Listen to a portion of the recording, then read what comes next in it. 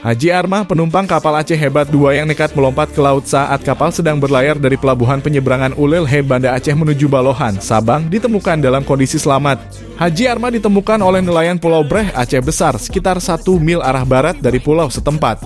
Perempuan itu ditemukan usai 17 jam mengapung di tengah laut, yakni terhitung sejak pukul 18.00 waktu Indonesia Barat, Sabtu, hingga pukul 11.00 Minggu 20 Agustus 2023. Alhamdulillah perempuan ini ditemukan oleh nelayan Pulau Breh sekitar pukul 11. Ia ditemukan oleh nelayan dalam keadaan sadar. Untuk kondisi korban tidak menggunakan alat bantu renang, kata Haris kepada wartawan.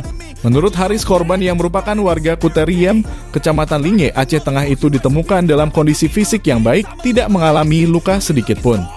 Korban kini sudah dievakuasi ke Rumah Umum Sakit Zainul Abidin, Banda Aceh untuk mendapat perawatan lebih lanjut.